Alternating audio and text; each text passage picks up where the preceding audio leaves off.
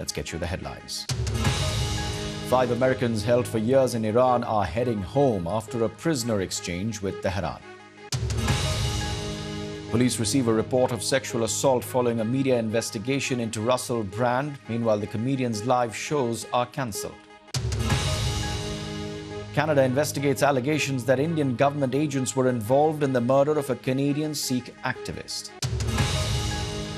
Chinese Foreign Minister Wang Yi visits Russia for talks on security. That visit comes days after his meeting with U.S. officials. World leaders converge here in New York for the UN's annual General Assembly, but some key people in power are missing this year.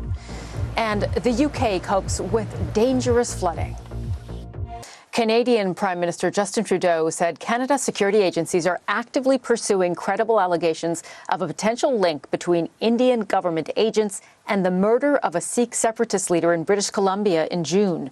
Trudeau says he has raised concerns, quote, personally and directly to India's Prime Minister Narendra Modi at the G20 last week.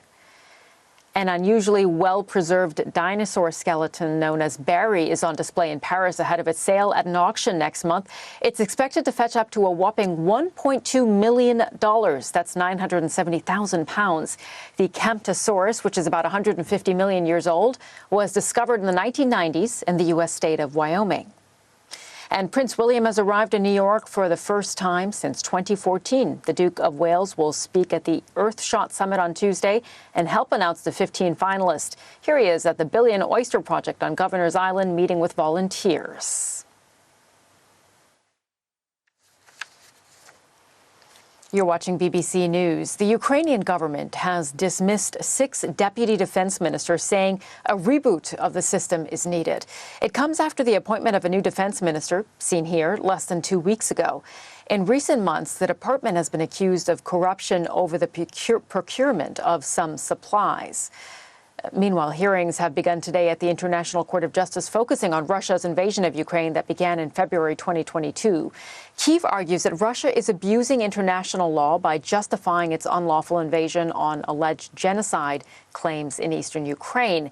Ukraine has denied the Kremlin's accusations. Now to Libya's recovery from devastating floodings there. Officials say at least 3 Greek rescue workers have died in a road accident as they were traveling from Benghazi to Derna, the area worst hit by the floods. 7 others were critically injured. Now, rescue teams continue to retrieve the bodies of the many Libyans who died when 2 dams burst amid the flooding. UN agencies warned that Derna faces the threat of disease outbreaks as people struggle with sanitation and hygiene. They say 30,000 people have been left homeless in Derna itself.